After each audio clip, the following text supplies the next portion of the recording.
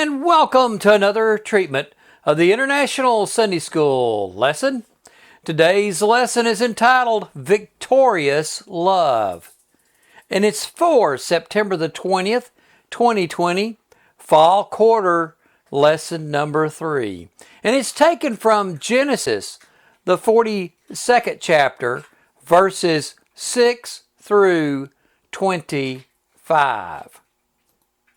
Now, a little background information. I want to remind everyone the previous lessons that we've had about Joseph in Egypt, how he was sold into slavery by his brothers. He went into prison. He was taken from prison, and through a miraculous set of events, ended up being made the second in command of the entire country of Egypt, which was one of the most powerful countries in the world at that time. And this was in preparation for a time of famine. And God had planned this out to make sure that Joseph would be in that position to be able to supply salvation to his kinfolk. And we're getting into that situation now where this is happening. There have been the 7 years of plenty. The people of Egypt had saved up and stocked up on their food. And then there were 2 years of the famine had already hit. And we see where Jacob and the boys up in Canaan land were getting so hungry, and so Jacob sent his sons down to Egypt to see if they could buy some food down there to save them. And he kept Benjamin with him because Benjamin's brother, he thought Benjamin's brother Joseph had been killed, and he wanted to make sure that he kept Benjamin safe. So he sent the 10 brothers, 10 of the brothers down to Egypt. And that's where we find ourselves in today's lesson, where these 10 brothers come down to buy food, and little do they know, but they are coming before Joseph, the brother that they sold into slavery. Okay, Genesis 42, 6 and 7. Now Joseph was the governor of the land, the person who sold grain to all its people. So when Joseph's brothers arrived, they bowed down to him with their faces to the ground. As soon as Joseph saw his brothers, he recognized them. But he pretended to be a stranger and spoke harshly to them. "Where do you come from?" he asked. "From the land of Canaan," they replied, "to buy food." So we see here how that Joseph is standing there in all his Egyptian clothing. And he had been in a good long time down in Egypt. He had taken on the language, had gotten the accent down, shaved himself and hairdress, everything just like an Egyptian. And so his brothers did not recognize him at all. But Joseph recognized them. Now, how surprised do you think Joseph must have been when he looked out and saw his 10 brothers? Now, the two people that are real critical in this is his daddy, whom he still loved, and his little brother Benjamin.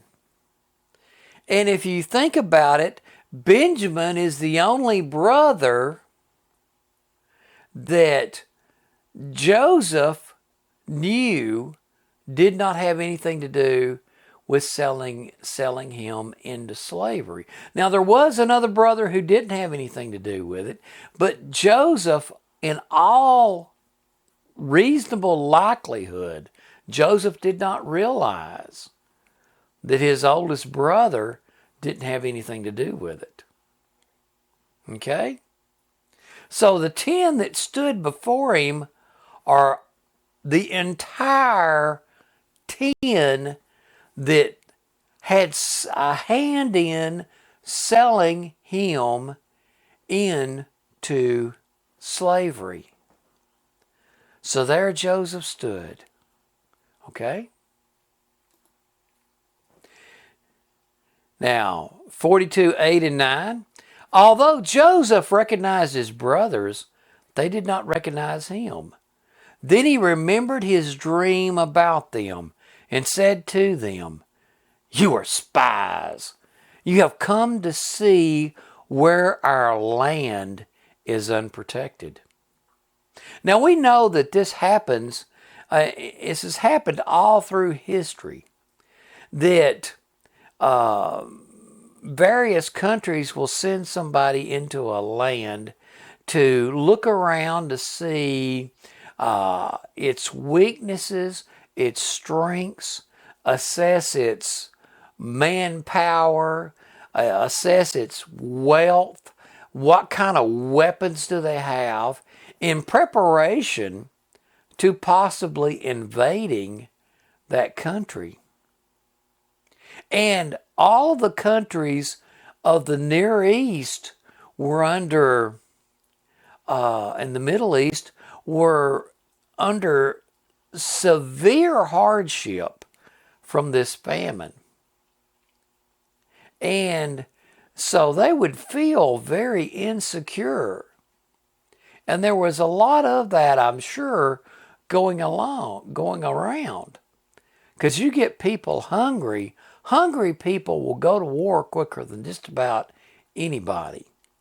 And the whole Middle East had that hunger to where the famine was in the land and people were dying of starvation. And so various countries were looking for one country or the other to invade in.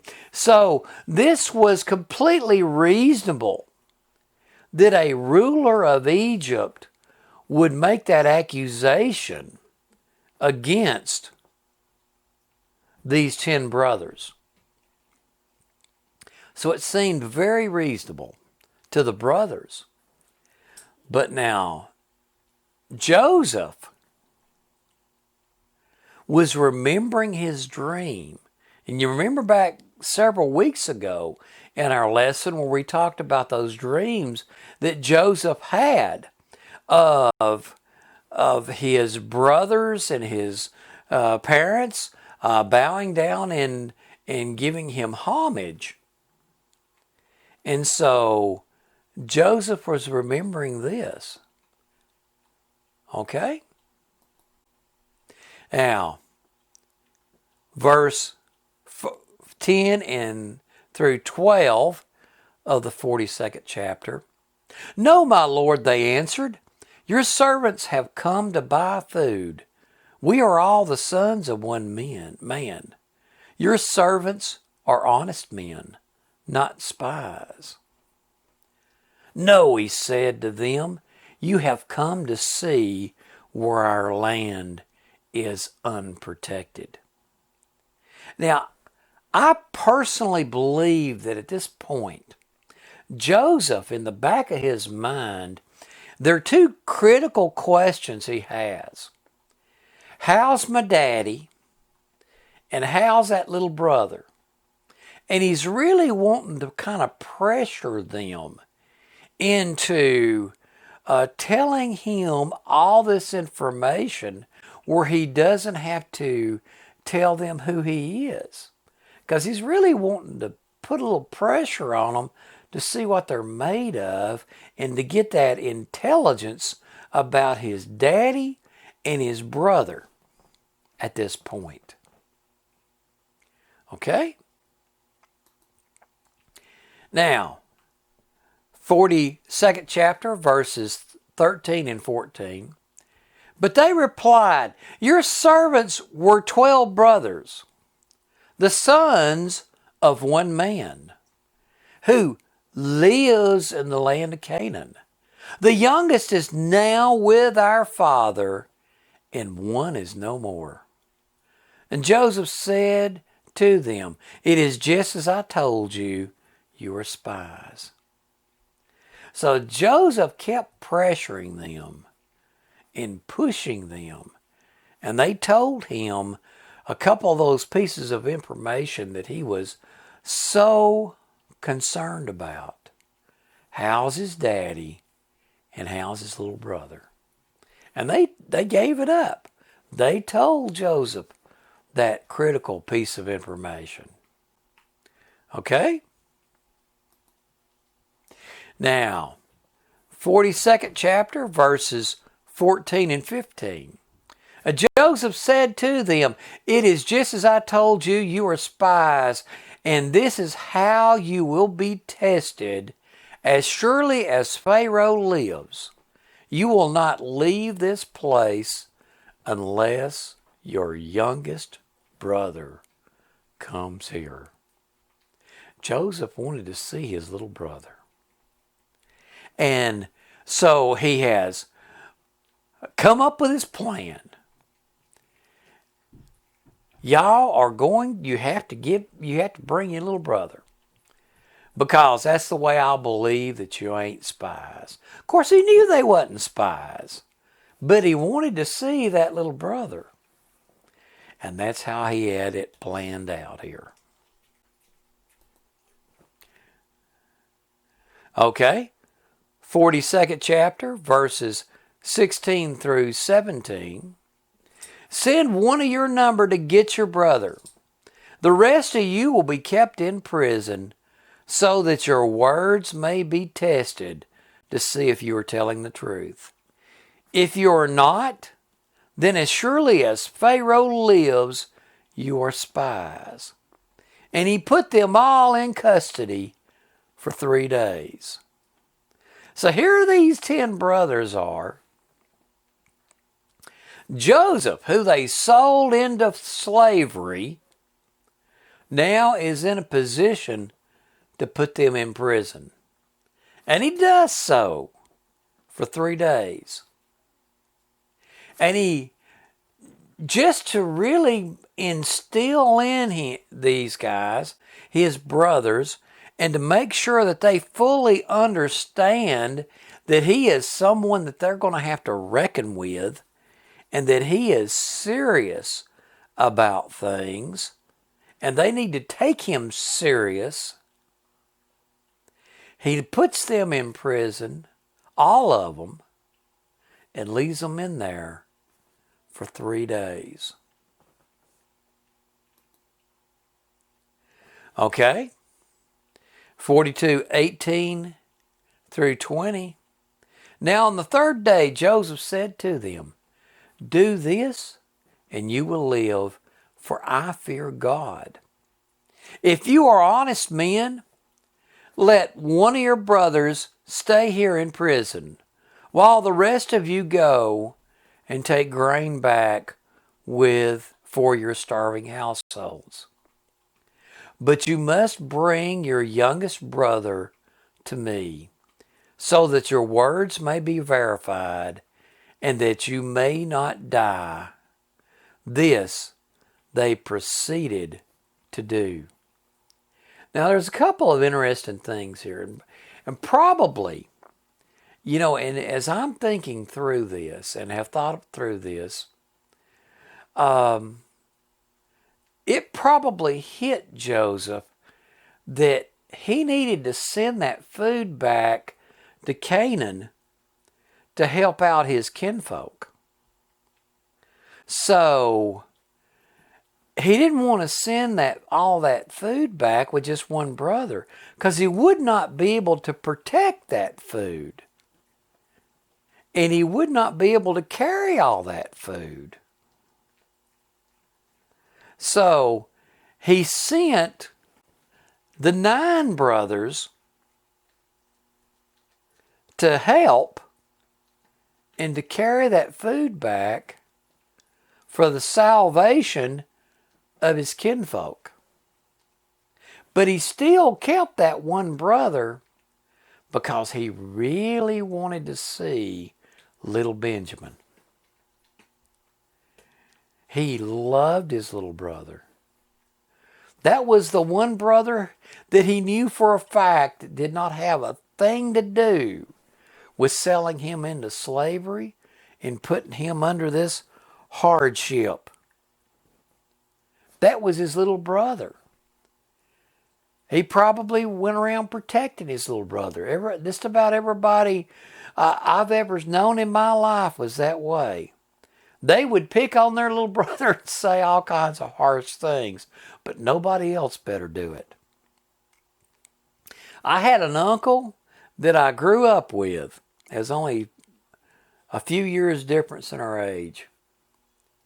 And when I lived with my grandparents, we and him,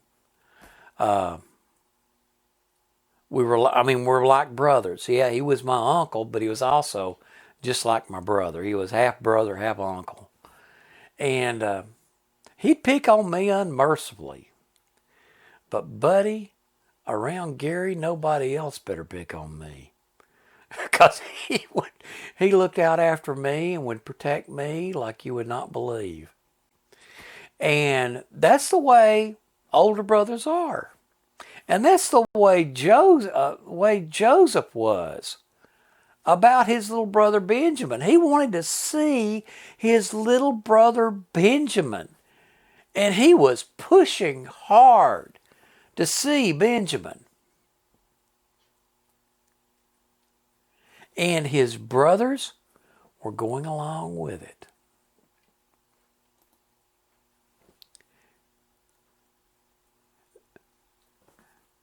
Genesis 42 and 21. They said to one another, "Surely we are being punished because of our brother. We saw how distressed he was when he pleaded with us for his life. But we would not listen. That's why this distress has come on us."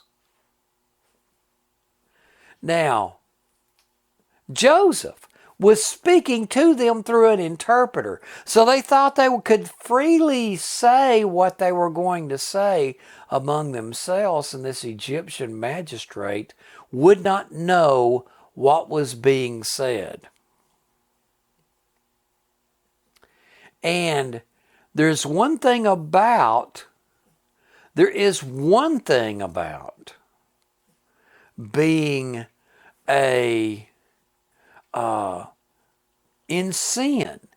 You do something really wrong, when bad things happen, that guilt begins to come back upon you. And that's exactly what these brothers felt. They had this guilt, this gnawing guilt, all those years about what they did to their poor brother Joseph. And the minute the hard times hit, the minute the catastrophe happened, that was the first thing they thought about. This is why this is happening to us. Because of what we did to our brother Joseph. And little did they know, the magistrate that they were standing before them was the brother that they did that to. Okay? Now, Genesis 42, 22 through 23. Reuben replied, "Didn't I tell you not to sin against the boy? But you wouldn't listen. Now we must give an accounting for his blood." They did not realize that Joseph could understand them, since he was using an interpreter. Now, I have a very strong suspicion that Joseph did not know that he had one brother who did not want to do him in. Reuben came up with that plan. The oldest boy came up with a plan to try to save Joseph. They were going to kill Joseph. And Reuben was trying to save Joseph's life because he could not fight all nine of his brothers. I mean, he might have been the oldest, but 1 against 9 is really bad odds. So Reuben talked him into putting Joseph into that well, and he had all intention of coming back and getting Joseph out of the well, talking Joseph out of turning them into their daddy, and smoothing everything over. But it did not work out that way. And I have a suspicion that Joseph may not have known that he had a brother who loved him enough to try to prevent. And I think that might have been the reason for that visceral reaction that Joseph had at this point when he realized that his oldest brother Reuben was really trying to save him. Okay? Now, Genesis 42, 24, and the first part of 25. He turned away from them and began to weep, and then came back and spoke to them again. He had Simeon taken from them and bound before their eyes.